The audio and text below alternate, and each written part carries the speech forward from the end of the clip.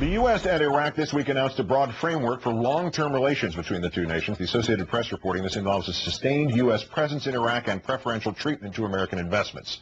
You know, a treaty. Only don't call it that, and nobody in the Senate gets the chance to not ratify it. Or to ask, why would Iraq give up a prize like that, preference to American investments, in return for a military presence the U.S. supposedly needs for its own security anyway? In our third story tonight, a new book says the answer may lie in Chile. In the early 60s, the economist Milton Friedman pushed an extreme version of the free market, minuscule taxes, wide-scale privatization of everything from utilities to schools, and virtually no government involvement in the private sector on everything from tariffs to regulation. The hitch? Democracies did not want to trust their fate to the free market. Enter Friedman's friend, Chilean dictator Augusto Pinochet, who imposed much of Friedman's agenda anyway, introducing school vouchers, privatizing Social Security. Chile's economy then crashed.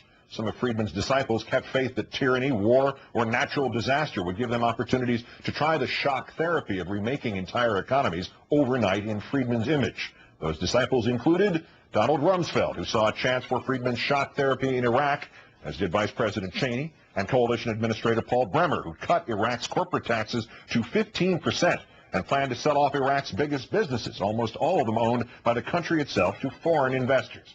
As in Chile, Iraq's people opposed these plans, so Bremer delayed elections, installed the provisional government instead when it looked like the popular candidates would block the Iraqi sell-off. Little reported at the time, violence surged well after the U.S. took control, just as word spread of Bremer's plans and fears rose of downsizing, devastated Iraqi business fearing the competition of rich, unfettered foreigners. One GOP lobbyist said, one well-stocked 7-Eleven could knock out 30 Iraqi stores, a Walmart could take over the country. Kidnappers targeting foreign businessmen demanded that foreign businesses leave, and Iraq is not alone. After the Pacific tsunami, author Naomi Klein found pristine beaches turned over to the big resorts while the people were too shocked to stop it. And in Mississippi, most federal Katrina recovery funds have helped big business and the affluent after the Republican governor got the Bush administration to waive a congressional requirement that half help the poor, who wound up getting only 10% of the funds. We turn now to Naomi Klein, the best-selling author of No Logo, whose new book is called The Shock Doctrine, The Rise of Disaster Capitalism. Thanks for coming in tonight. Glad to be here. Explain this basic premise, if you can. Well, the basic premise is that these are very unpopular policies, that people tend to protect their labor protections, their social programs. They don't actually want to hand their democracies over to multinational corporations. And so you need some kind of a shock. And that shock could be a war, it could be an economic meltdown, it could be a terrorist attack, but something that creates a period of confusion, of dislocation, of regression, and then politicians come forward playing a sort of father figure. If this reminds you of anything, let me know. And use that period of dislocation to push through policies in a state of emergency that they wouldn't be able to do otherwise. And in this country, obviously, the shock of September 11th was used to privatize the U.S. military, to privatize the government, to create this hollow infrastructure of a government that is the Bush specialty. And in Iraq, the mess that we saw in there, was that the result of no planning, or was it the desired result of a bad plan?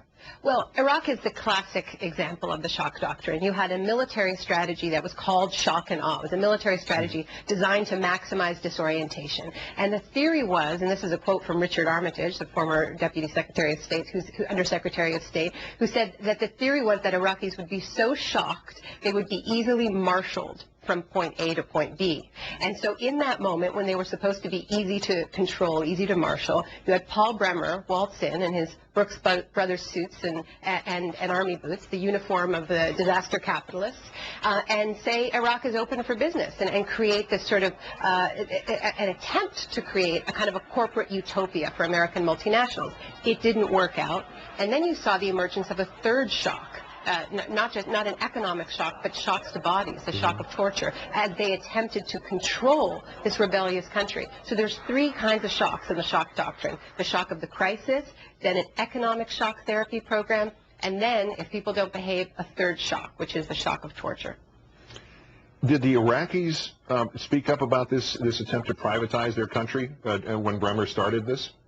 They absolutely spoke up about it. I mean, I was in Iraq in that first year reporting for Harper's Magazine. I met a worker at a vegetable oil company, one of the largest state-owned factories. He said that they were so opposed to privatizing that company that there were two choices, that they would either burn it to the ground or they would blow themselves up inside it. I mean, that was the level of determination against these policies, because what Iraqis saw was that this was a continuation of the war. That's the way it was perceived. There is a word for what happens when you invade a country, especially on false pretenses, and then you grab its assets. It's called looting, right? And it's illegal. And Iraqis responded as if their country was being looted, not as if it was being restructured or developed or reconstructed or any of the cleansed words that was used to describe this. It was a corporate takeover with guns. Yeah, armed robbery. And if it's a corporate takeover with guns, your argument is that awareness of the pattern and seeing where it's played out around the world and what this country has had to do with it, that's the key to stopping it? Well, exactly. I mean, think about September 11th, that state of disorientation. Now we look back on it and we realize how much we lost in that moment, and we're only piecing it together in this sort of forensic accounting, which happens through scandal, right? There's a Blackwater scandal, and then we find out how much this one company has expanded its reach, or the Abu Ghraib scandal breaks, and we find out, hey, there's private companies doing prison interrogation, right? It's all retroactive. It's all back accounting. If we understand how our states of shock are exploited, if we can recognize the signs, then the next time there is a crisis, and it can be an economic crisis, and I think that, and it's really relevant. And one of the things I do in the book is I show this 35-year history, and in much of that history, it was economic crises that played that enabling role, and it is just as anti-democratic. But when the next shock hits, we can prepare. Now, I have a quote in the book, as you know, from Milton Friedman, who says that only a crisis, actual or perceived, produces real change. And he says when the crisis hits, the change depends on the ideas that are lying around. So it's not just about recognizing the patterns; it's also about having your ideas lying around when the next shock hits. Well, we'll see. If we do slide into recession, maybe that's the one that they're looking for next. Naomi Klein, the book is Shock Doctrine. Congratulations on it. Great. Thanks for coming in. Thank you.